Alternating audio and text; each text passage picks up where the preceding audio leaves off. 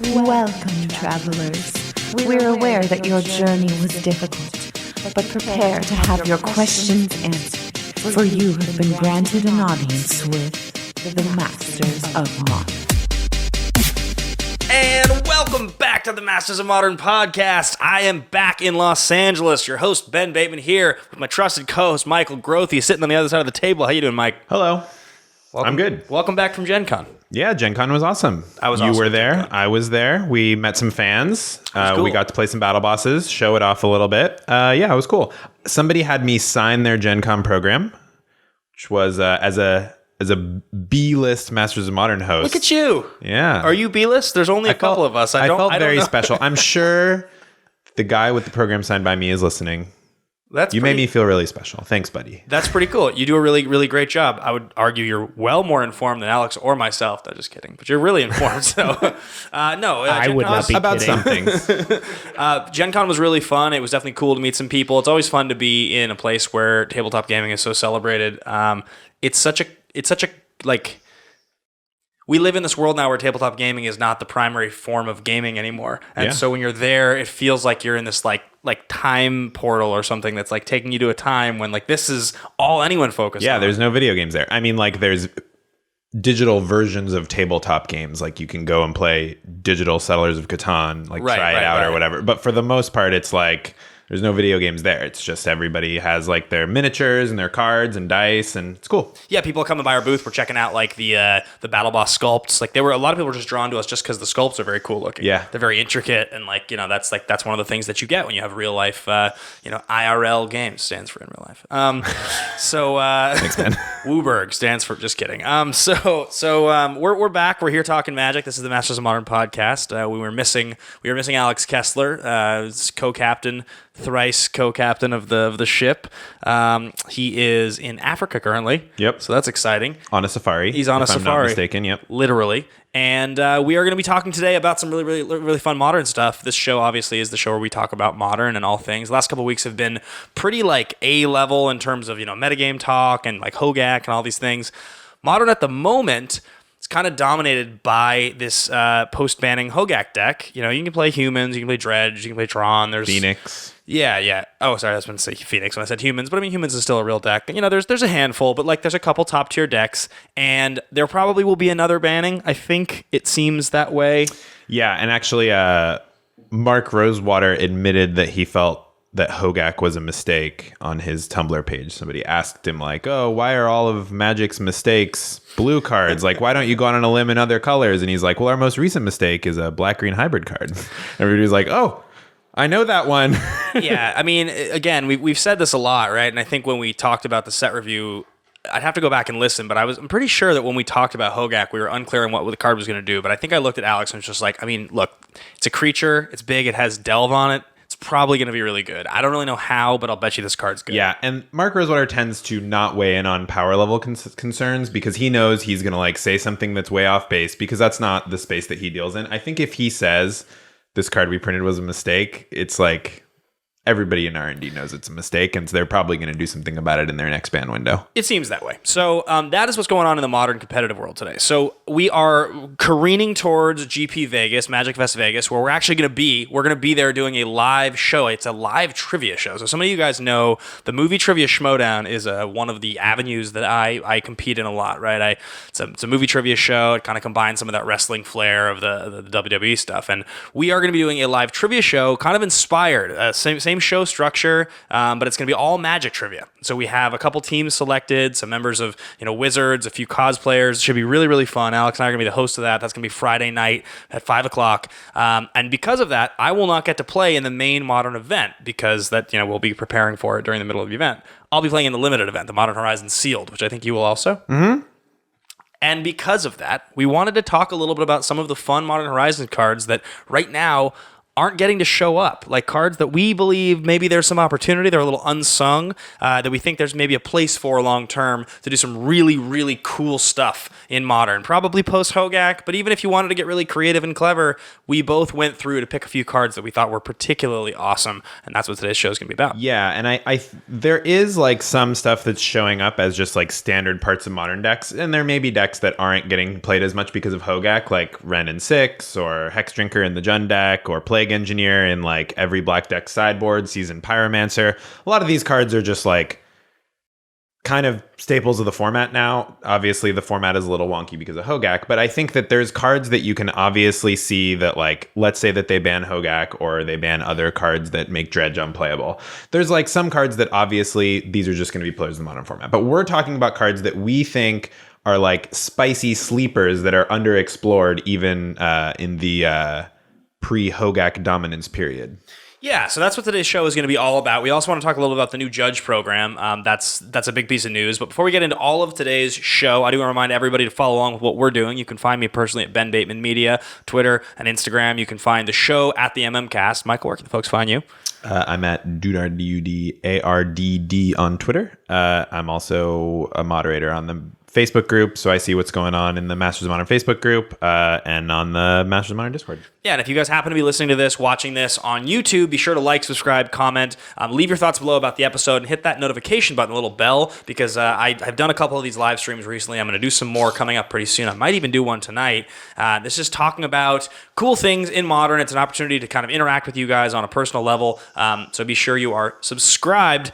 Let's get into the first topic of the day. Let's talk about this Judge program news. I'm going to let you kick this one off. Yeah, so I was a judge for a little while. I'm not sure if I'm lapsed. I was trying to judge a couple of events a year at F&M to stay a judge, and I can't remember the last time I did it, so I might have lapsed. But I've been a judge for a while, so I kind of have an inside look at the judge program, at least at a small, like, local judge level, which is what most judges are. Can you just explain really quickly before you go into the story? Classically, to be a level 1 judge, like when you're at an F&M and there's a guy he's the most knowledgeable Magic guy in the room, what is the process that takes you from casual guy to that guy? Okay, well, so for me, it was funny. I judged my first PTQ before I played in my first PTQ because I went straight from casual to judging and totally skipped over competitive Magic. I think some people play competitive Magic and they are kind of like around it a lot, and they eventually decide to like go a different direction with their pursuit of competitive Magic rather than like, you know, trying to get on the Pro Tour or whatever. For me, I went straight from casual. Actually, I read an MTG Salvation column every week called Cranial Insertion, which I believe is still around. It's on their own website. It used to be one of the writers for it was Eli Schifrin, who's now the rules manager at WotC. But at the time, he was just a level 2 or 3 judge, and so I read this article every week, and it was basically questions. People would ask them questions on Twitter or on other social media. Sometimes I think they'd make them up just to fill space.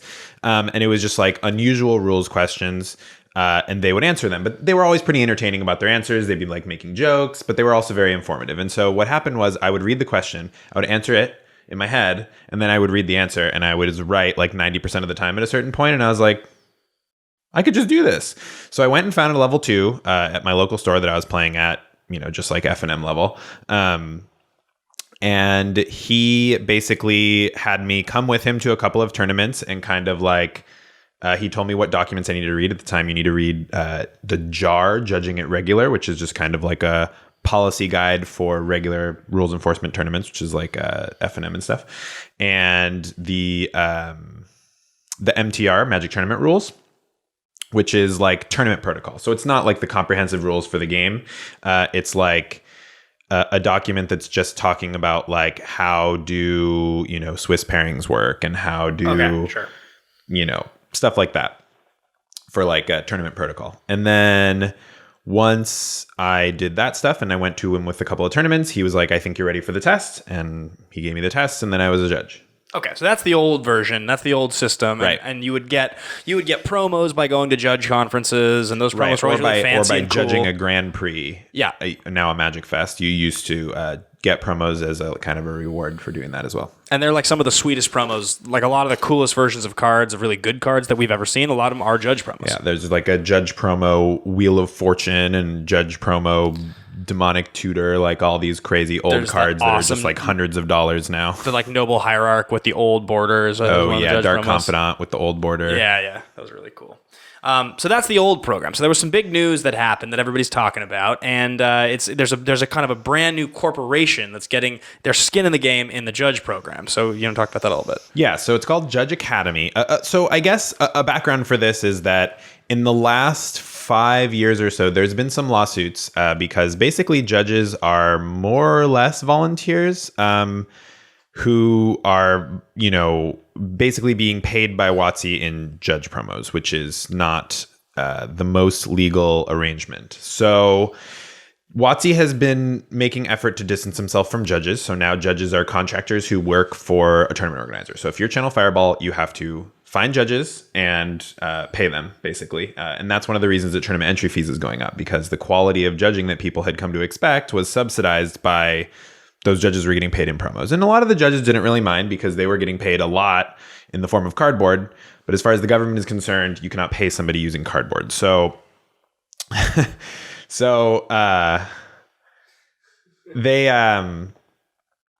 So now they're getting paid by TOs, and that's what's, driving up prices of GPs and stuff. But even then, there was a lot of things that judges were volunteering their time for. Like all my time with my level 2 judge, who was kind of mentoring me, taking me to tournaments and showing me these documents I need to be reading. He administered the tests, and he would kind of, bring me by a match and kind of mentor me and be like, hey, I want you to watch this match for slow play. He was all the judge who mentored me was all about slow play because it's like a very hard thing to watch for. And so he wanted to kind of like do it with me and be like, but anyway, so all that is kind of unpaid, and I'm pretty sure that running judge conferences is also unpaid. You find a store that will host you, and then you put on a presentation for other judges and teach them, skills that will make them better judges, and you're doing that for free. You're getting promos from Wizards, but kinda.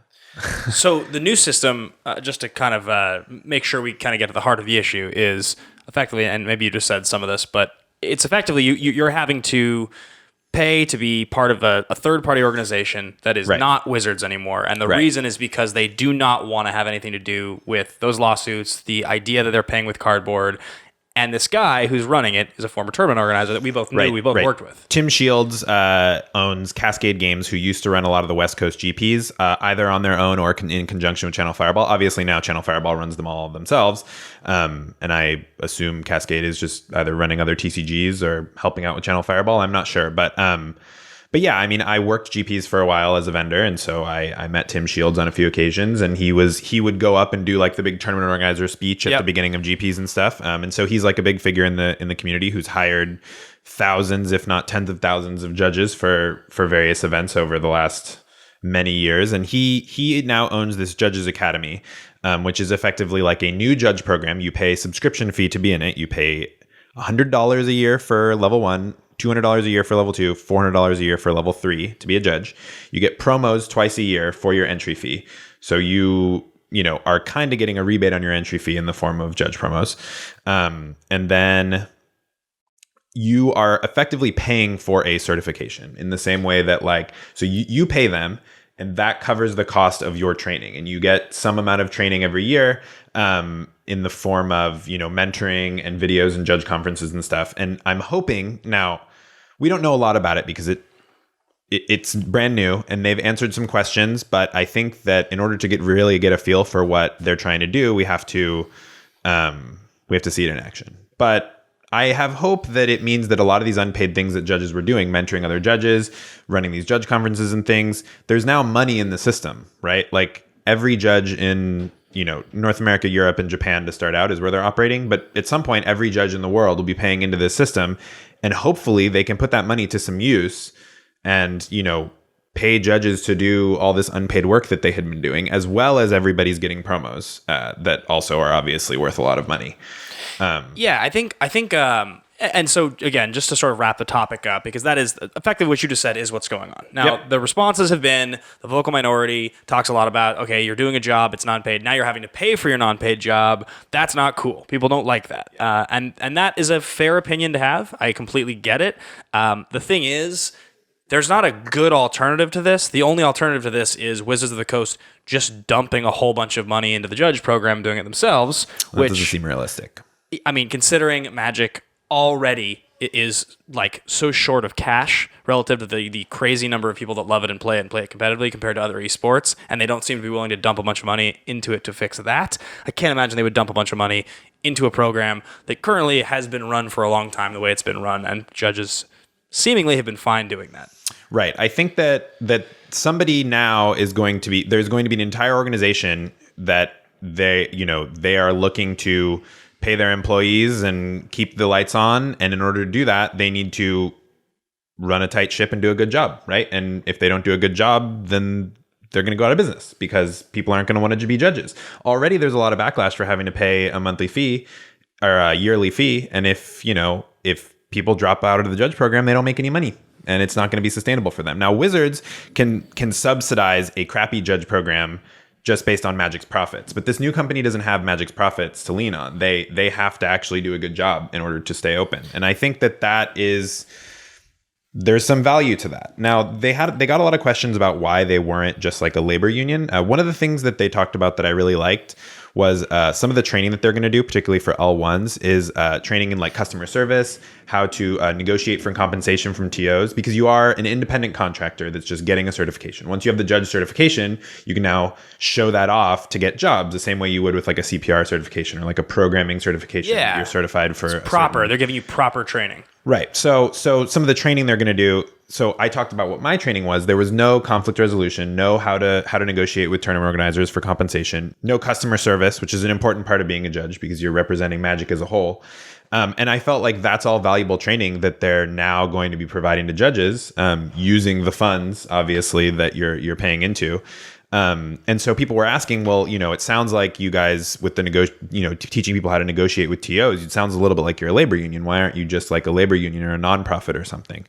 And their answer to that, and I don't know the validity of this because I don't know about international business law, but their answer to that was that in order to be a nonprofit or a labor union, they're trying to operate worldwide, and it's going to be really difficult to get that designation around the world. Now, they could probably do it in North America, but they have their sights on worldwide Magic. And part of the reason for that is like, if there's a North American Magic Fest, you don't want the quality of judges to be drastically different from a European Magic Fest or a Magic Fest in Japan or Australia or South America.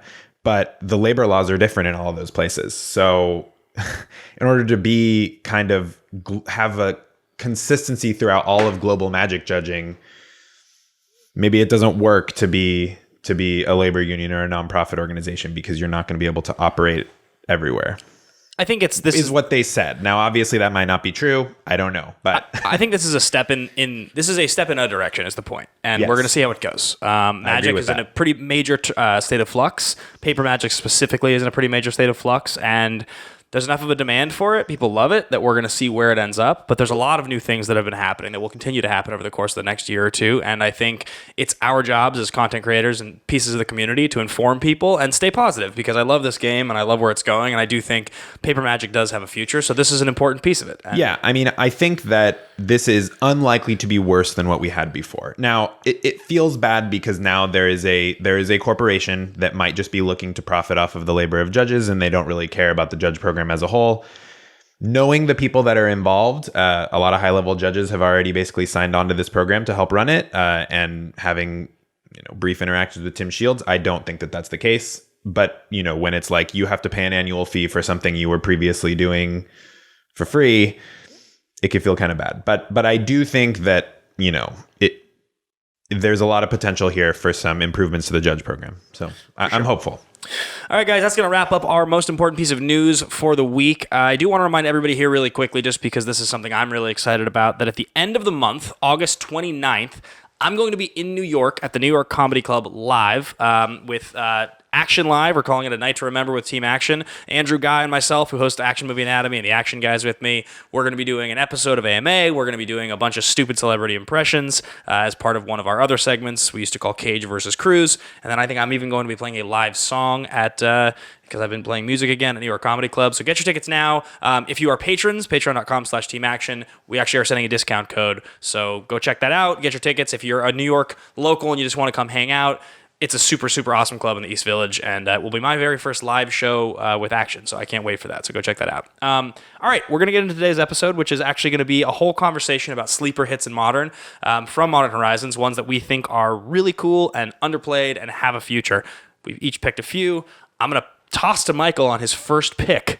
What is your first pick for Modern Horizons for a card that is underrepresented? It sound like we drafted these. Okay, so I think a card from Modern Horizons that's currently underrepresented. I think Ayula's Influence. I'm gonna just channel Alex here. Is this the Bear Assault? From Africa. Yeah, this is the Bear Assault. So this was a card that Alex was really high on because he loves land strategies. And he actually kind of convinced me that it was good. I was kind of like, you play Seismic Assault and you kill them, right? Like, or at the very least, like, you have the potential to just get them for 6 or 8 or whatever because you're Life in the Loaming and you're doing whatever else. You have a lot of lands in your deck. I want to explain what this card does for those on audio. Oh, yes. So on audio, this is an enchantment for green, green, green. States discard a land card, create a 2/2 green bear creature token. The classic version of this is Seismic Assault, which is red, red, red, discard a land to deal 2 damage, target creature or player. Right. And I felt like the deal 2 damage was kind of a better mode, you know, like in like a combo deck like the Swan's Assault or something like that, or even with Life in the Loam, you're dealing 6 to them a turn. It's direct damage. They can't block. They can't use removal spells. They're just going to die. But Alex convinced me that the chump blocking with the bears is actually really important. If you are Life in the Loaming, you're basically getting 3 2/2s for 2 every turn. Now, if your opponent has like a Gurmag Angler or something, you can spend your three shocks from your Seismic Assault to kill that Gurmag Angler, or you can make these 3 bears. They're probably not going to attack into your 3 bears, but if they do, you can like chump block with 1, hit them with the other 2, make 3 more bears, and every turn you're just able to like build this huge army that, you know, through chump blocking can occasionally more efficiently like blank your opponent's cards through chump blocking or multi-blocking or something like that. Well, I think one of the interesting things too about this is that, so while Seismic Assault feels like it's a card that needs to exist in a deck, like a combo deck taking advantage of Seismic Assault, this card, you draw excess lands in a lot of games, and if those excess lands are turning into 2/2s, they are permanent resources as opposed to just one instance that is like, just on a base level, if you imagine like playing this on turn 3 and you're just like land flooded, now you're just drawing a 2/2 every single turn. Yeah, I suppose that's true. I mean, I think that it really shines in like a Life in the Loam style shell to me. And being the same color as Life in the Loam, I also think is valuable. I feel like a lot of these decks have been forced to play this awkward red, red, red card and just wreck their mana base, when some of these decks might not even need to play red. You know, you can get away in a like a sort of dredgy land style deck with like Tireless Tracker, maybe Dark Confidant, Ayula's Influence, Life in the Loam, kind of a Jund style deck. Maybe you're playing red for Ren and 6, but that's like more of a splash, right? Versus red, red, red enchantment that you sometimes just want to play on turn 3. So the problem with this deck right now is that it's grindy, and the bears actually do not chump block 8/8s with Trample. Right. Or 3/2s with Flying Haste. So...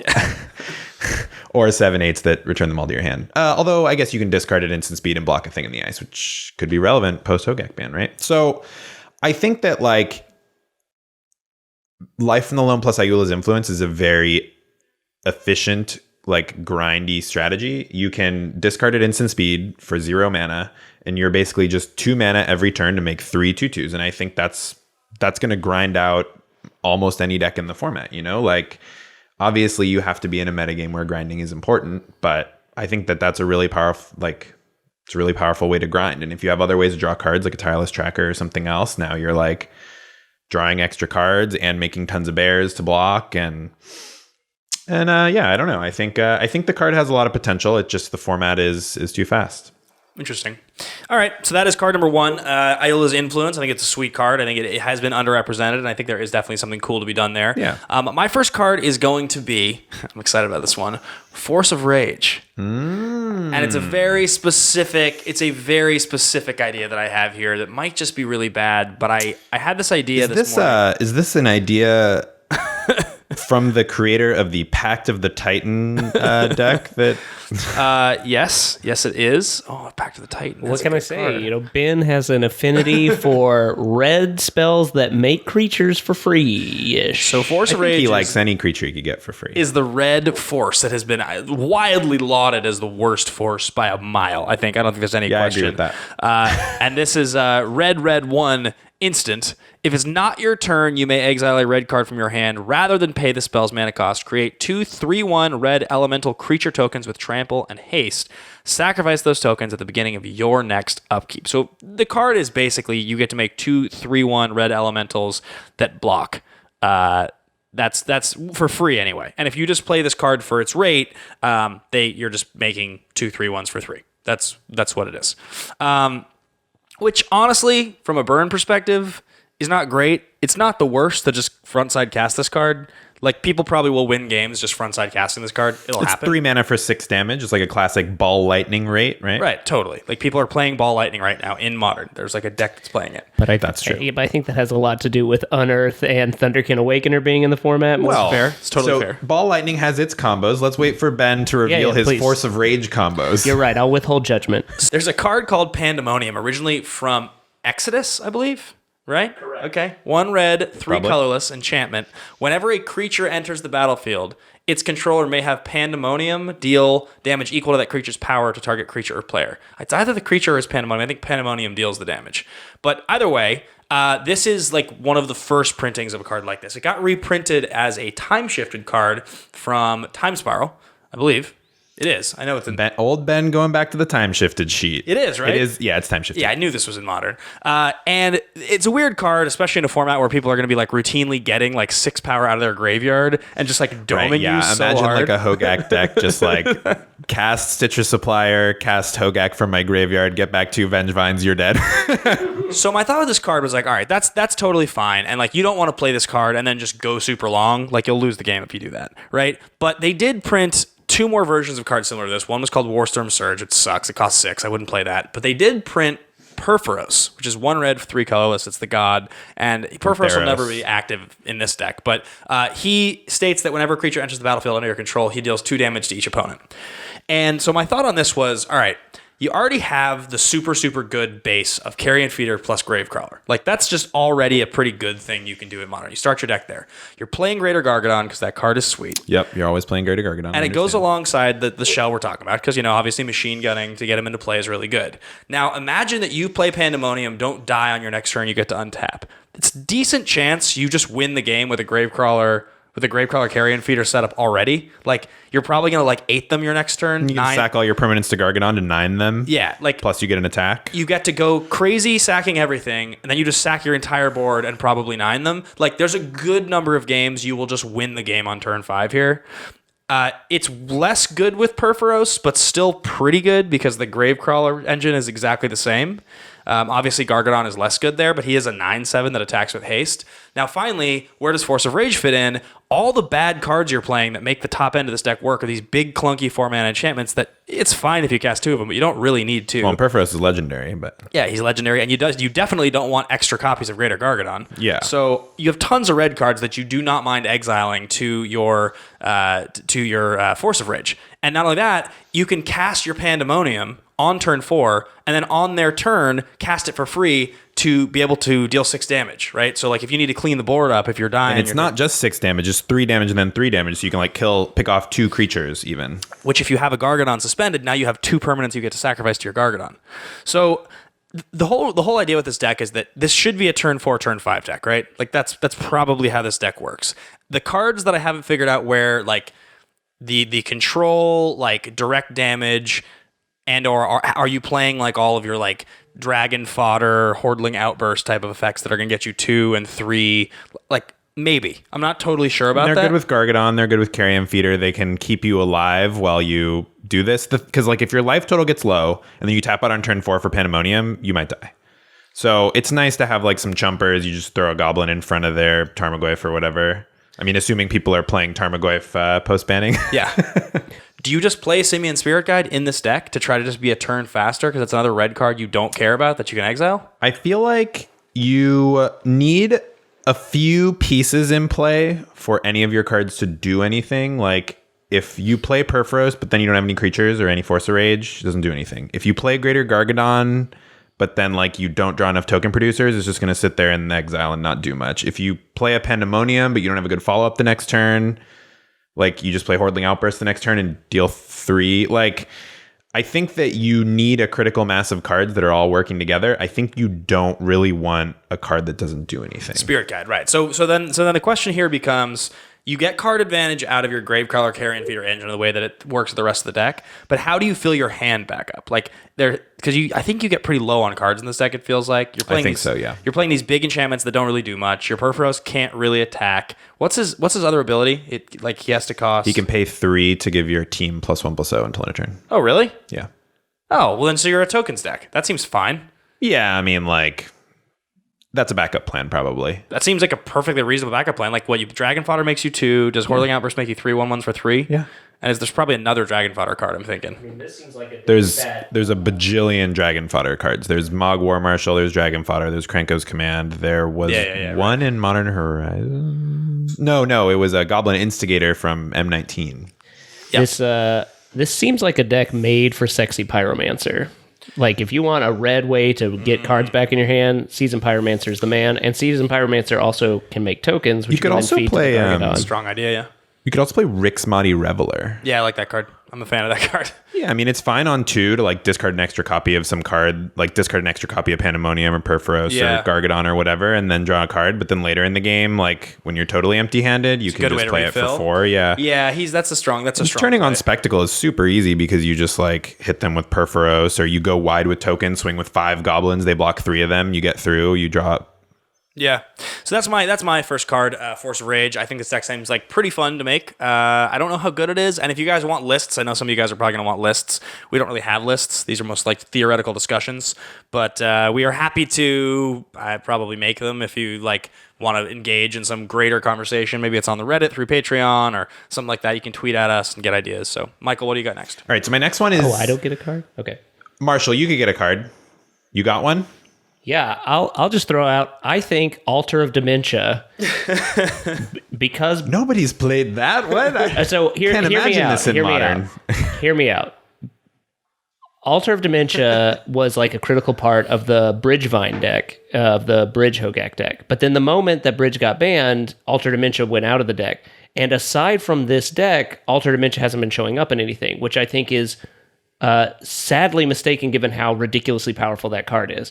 And I specifically, I'll throw a deck up on screen, but Saffron Olive is probably my favorite brewer to watch, and he had a budget mono white persist combo that hinged on using either Altar of Dementia or Blasting Station is the sacrifice to creature one. Yeah, as the two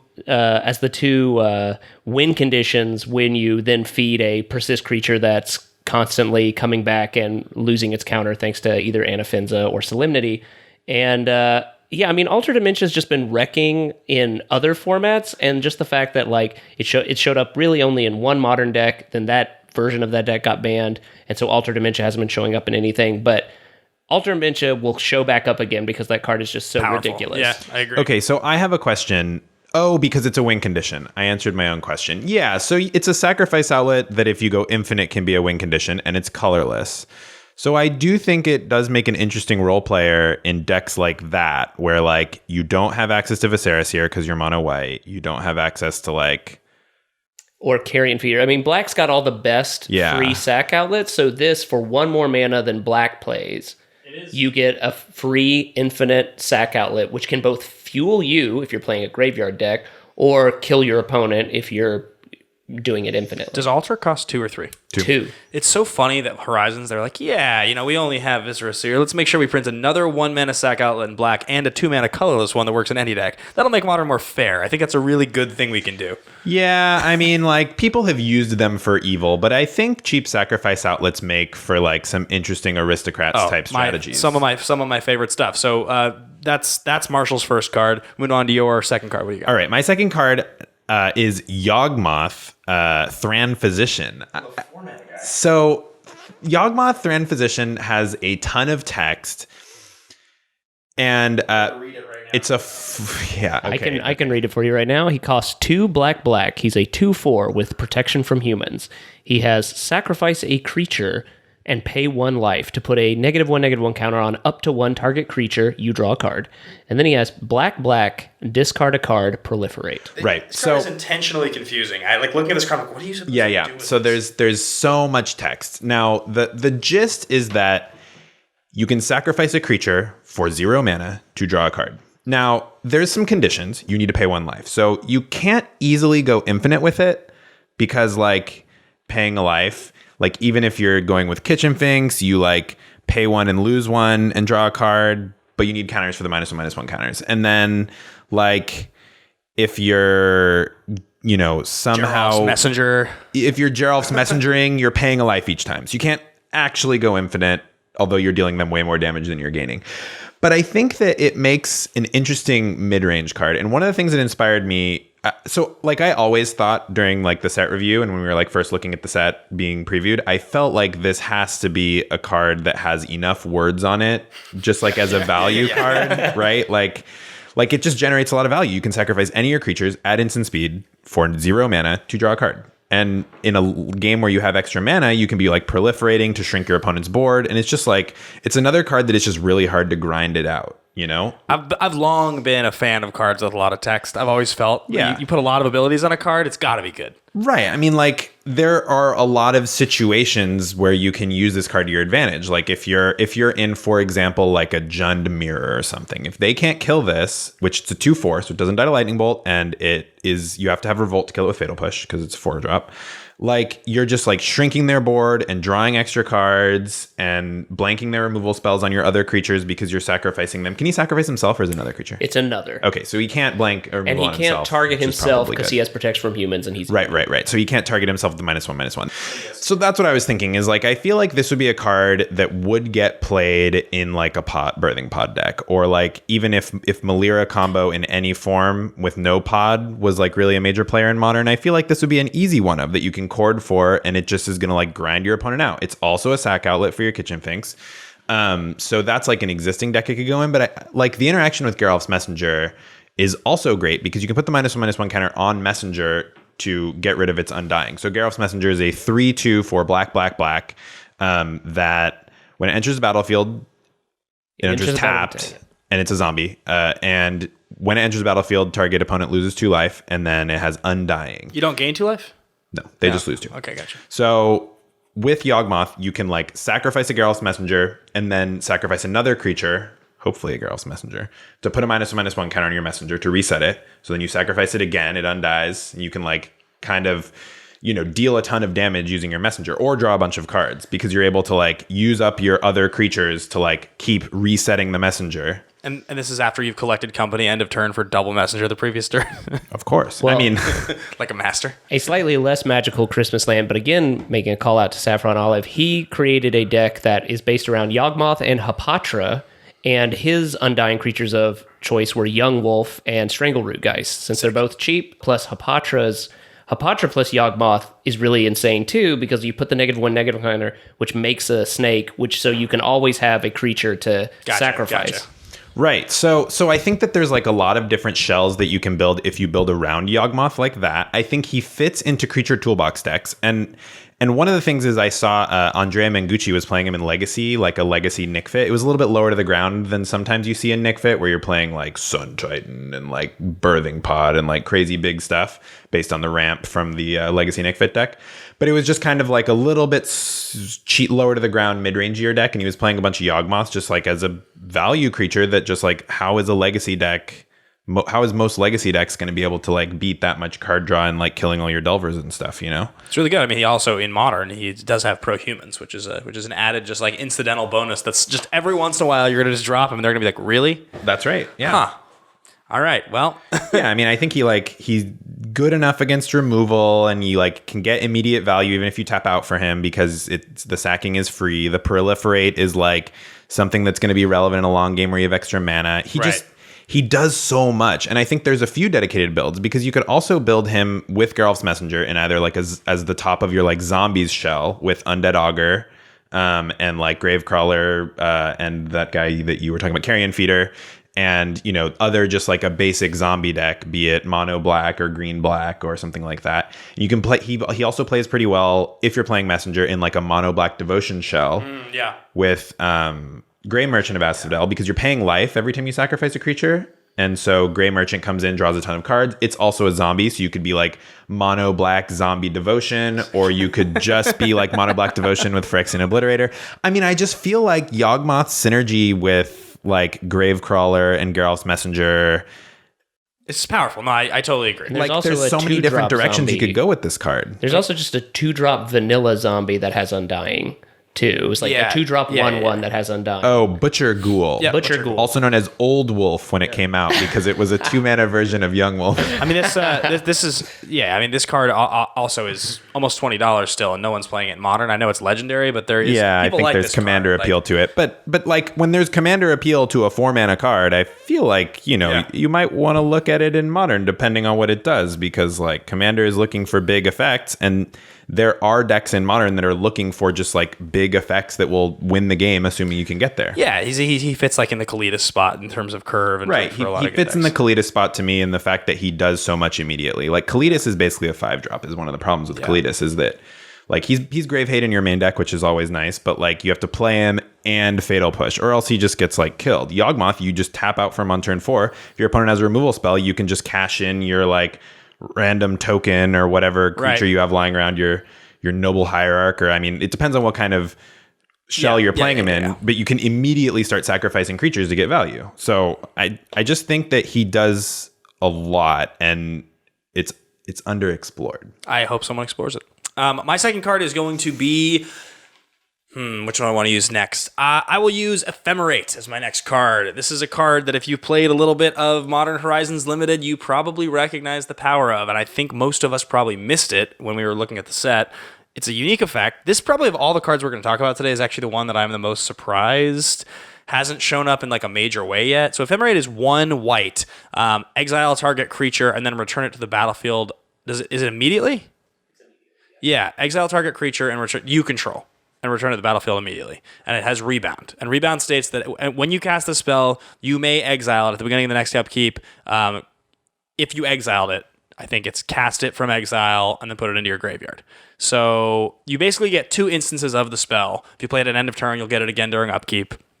Now, what's cool about this card is you're getting 2 triggers, you're getting 2 instances off of 1 spell, which means that if you have like I figured this out in like a weird chaos draft last weekend with Archaeomancer, where I could just get my Ephemerate back every single turn and also blink another creature. So in like a value blink deck, you just never ever run out of Ephemerates. The whole idea of Eternal Command. Go ahead. Oh, well, I was going to say that I think like one of the reasons it flew under the radar is because it looks like Cloud Shift. Right. And Cloud Shift is like so far from being playable because it's so conditional. But the Rebound allows these loops that like aren't intuitive immediately until you've played with the card, I think. Oh, it's when you start to figure out, like, so I in this like wacky chaos draft I first picked a Kaya's Guile out of my Horizons pack, then I second picked Archaeomancer out of one of the Modern Master sets, and then I third picked something, but I ended up with an Ephemerate somewhere in the second pack. And I cast Kaya's Guile over 3 matches, probably 19 times. I had one game where I cast Kaya's Guile 11 times. Like, I didn't win the game is the crazy part. Because, like, you realize... Cool deck. You realize that casting Kaya's Guile that many... I drew 2 of my 3 matches. It was so dirtily and grindy. Like, making them sack a creature and making a 1/1 every turn while still holding open, like, a counterspell to not get blown out was just so bad. But, like, it seemed awesome. And so I was like, wait, there's got to be something better you can do here. So the deck that I would put this in is... I'd want to build this in an Eternal Witness Chittering Rats deck, where basically your whole entire game plan is just get the loop going where they're never going to draw a card ever again. I think that would be the one I'd want to do it in. The other card that I would love to combine this with, actually from Modern Horizons, is the blue hideaway creature, Watcher of Tomorrows. For Tomorrows. Watcher for Tomorrows, which is the 2/1 that enters the battlefield tapped, has hideaway. You look at the top 4. When he leaves the battlefield, you put that card in your hand. And I think that would be a really cool way but I don't want to add blue to this deck. So probably what actually ends up happening is you just are playing this in like a Wall of Blossoms, Wall of Omens deck. I've seen a deck going around the internet. Marshall was saying he saw Saffron Olive playing it. I saw Gabe Nassif playing it, so I don't know where it came from. I think Nassif might have started it, and then Saffron Olive played it for one of his modern against the odds. It's like a Bant Ephemerate deck. So you're playing like Knight of Autumn, and I think it was playing Soul Herder and like some just generic value like Blinky guys, but also Eternal Witness and Eternal Witness. And then it was playing 2 Time Warp. So you can do the Ephemerate on Eternal Witness, get back Time Warp, next turn get back Ephemerate, play Ephemerate, and you just take infinite turns. So saying it's sort of another version of what I'm talking about, which is you're looping Chittering Rats, they never draw a card again. He just wants to take infinite turns. Right. Time Warp obviously is 5 mana versus Chittering Rats 3, and in your deck you can like work in Unearth, and like it's a different deck, but it's similar loop. Yeah, I think probably the version of this I would play is I would have like 4 Thoughtseize, Inquisition, 5 to 6 of them maybe on turn 1, that kind of a deal, with I think 4 Birds of Paradise probably, because your 2 turn 2 plays are both like you Eternal Witnessing back like a fetch land to make sure you're hitting land drops, or just like Eternal Witnessing back like let's say you turn 1 Bird of Paradise, and then you like, I don't know, turn 2, I guess because you can just like turn 2 Chittering Rats, and it's just a little bit of like it's like a tempo play where they're like, that card's bad, and you're like, okay, that's fine, but like I can also just win because my 4-drop in this deck is Restoration Angel, and I'll just eventually curve out, and like you might just not be able to catch up because I'm going to rip your hand apart and have lots and lots and lots of value. I think that sounds really sweet. And then Ephemerate is just your lock card. Yeah. And you could play Coco in that deck too if you wanted, right? Like most of your key ETB creatures in Modern, like Witness, Knight of Autumn, even Kitchen Finks, like just as a value guy, like they're all 3 mana. Yeah, so I think it is totally that deck. And I think more than likely this is a Chord of Calling deck, probably, because like the one thing that's hard about this deck is that if you don't have an Ephemerate, if you don't get to one, you have to just play this grindy value game. The Ephemerate just becomes if I get this in the right moment, you'll never come back. So that's one thing that's interesting about the Watcher version of this with blue, is that you can kind of dig towards your Ephemerate if you don't have one immediately. Totally agree. And you could just trade off like, chump block with your Watcher or something, or if they're a slower deck, they might just kill it because they don't want to take 2 damage every turn. And then you're like, hopefully digging towards your Ephemerate, and you could start like going off. Yeah, the problem is though, you could go into 4 colors. You could just be 4 color with Birds of Paradise. It's not Noble the Hierarch worst too idea. if you're playing blue. Yeah. But in any case, that is my second card, is Ephemerate. I think there's probably a lot of really cool things to do with Ephemerate. I personally would like to build this version. It seems really, really fun to me. Like I think that Cloud Shift with infinite combo potential is kind of what Cloud Shift needed to get played. Like,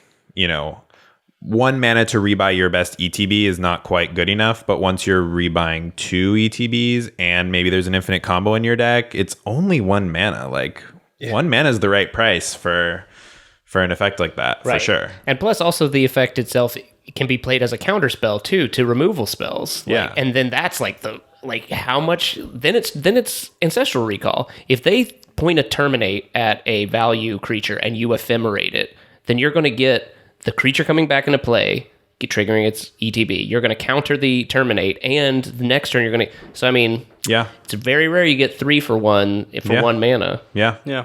So that is my second card. What is your third card? Third and final. Cordial Vampire. So this is in a somewhat similar vein to Yawgmoth. You could even play Yawgmoth in the same deck. But it's...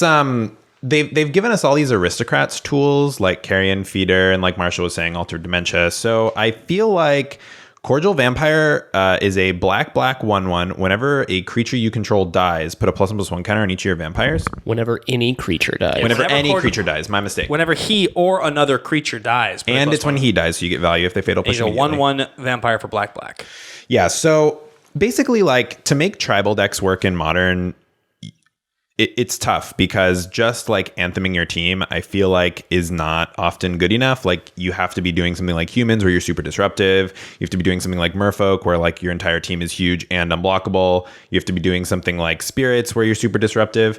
And I feel like this Vampire allows your Vampire deck to maybe not be disruptive, but it allows you to be like resilient because your Lord isn't like on the board where it can get killed. You're just +1/+1 countering up your team. Also, they've just printed a lot of tools for vampires, like in Ixalan.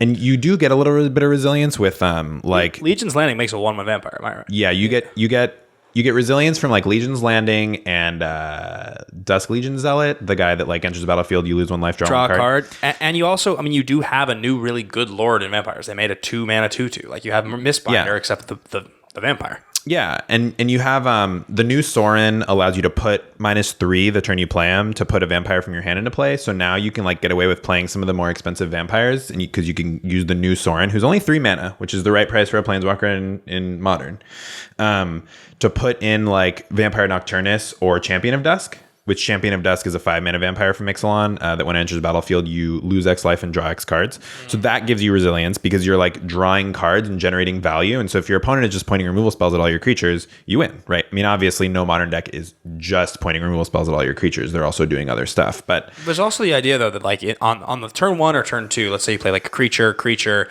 On turn 3, if you play Sorin and you're like, well, I have this vampire we're talking about. What's his Cordial name? Vampire. If I have this Cordial Vampire in my hand, I don't really want to minus Sorin to put this 2-drop in play. On the other hand, if I do, now I have a blocker to protect my Sorin. And on top of that, if the blocker dies, it's going to put a counter on the 1 or 2 creatures I've already played. Right, like just playing Sorin to get him out on the board. He comes in with 4 loyalty and you -3 to so he stays at 1 to put in like something that can block, like just to.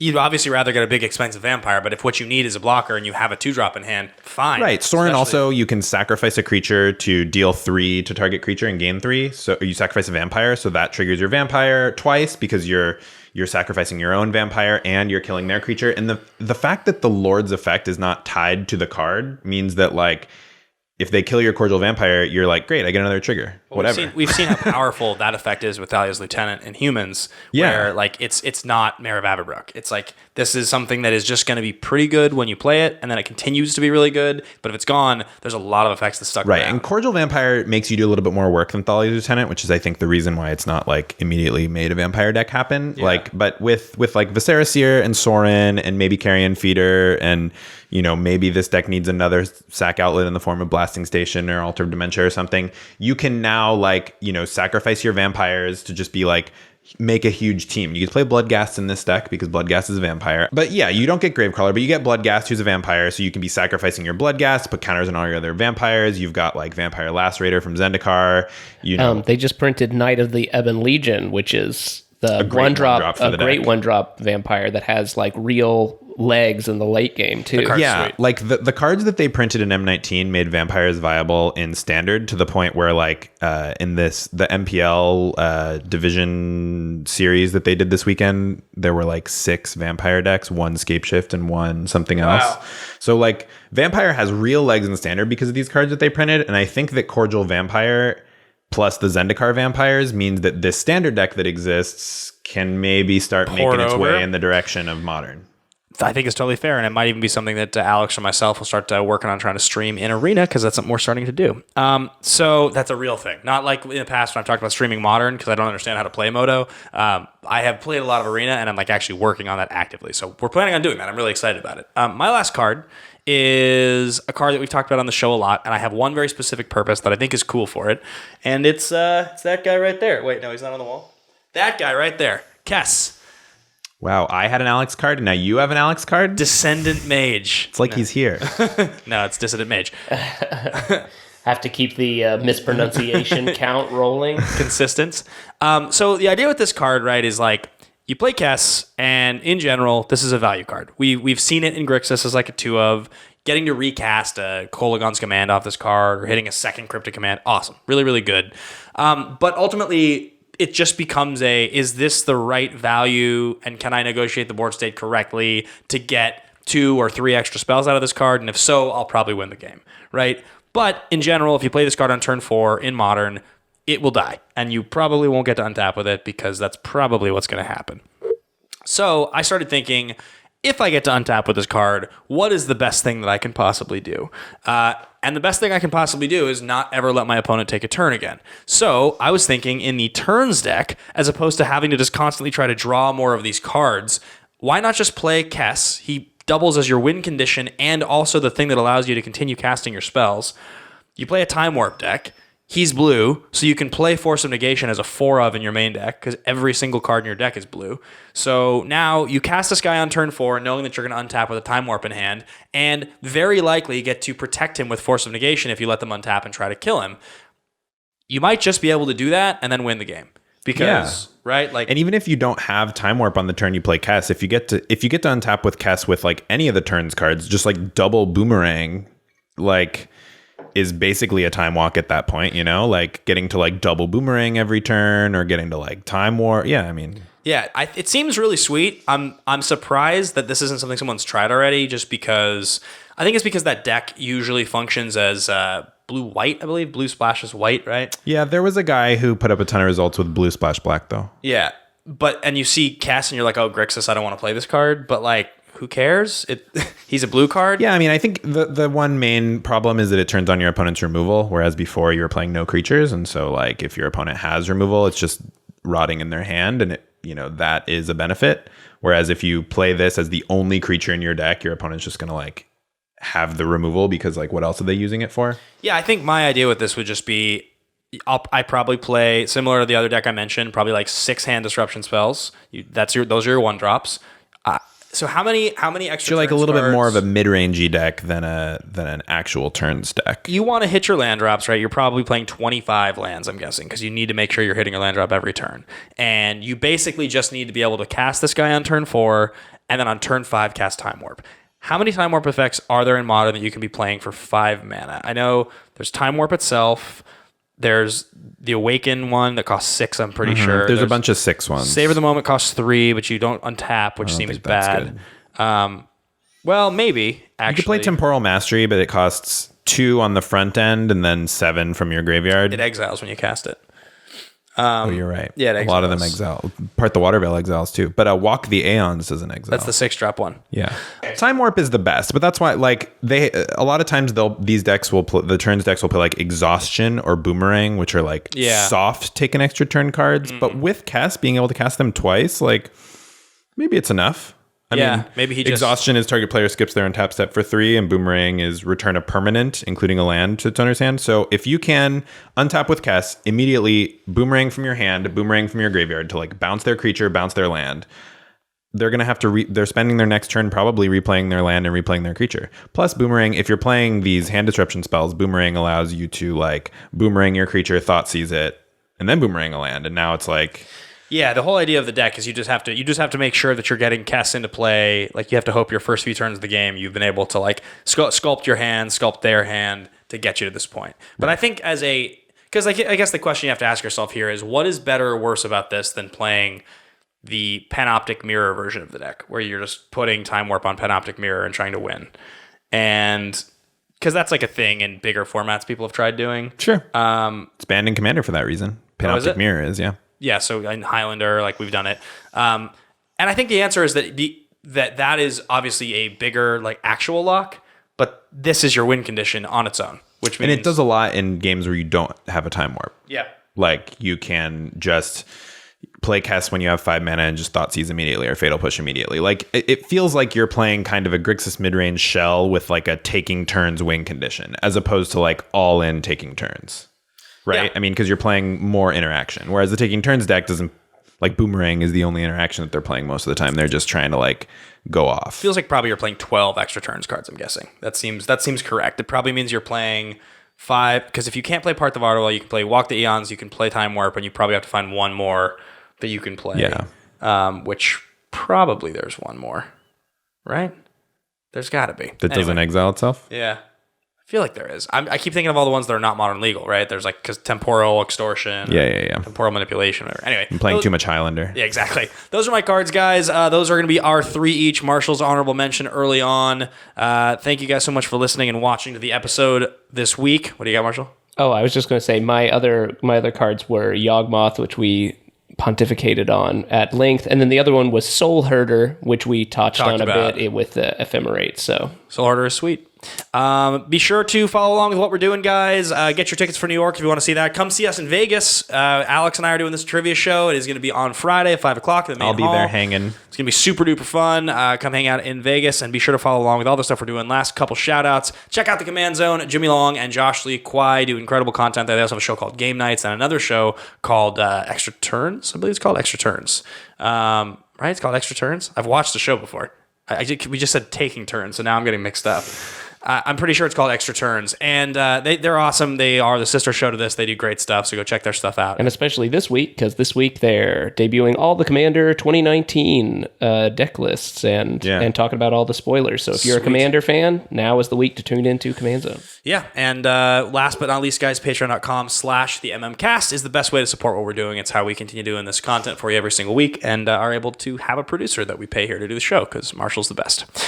Michael, thanks for hanging out. Oh, yeah. Thanks for having me. Guys, thanks for watching, and we will see you same time, same place next week.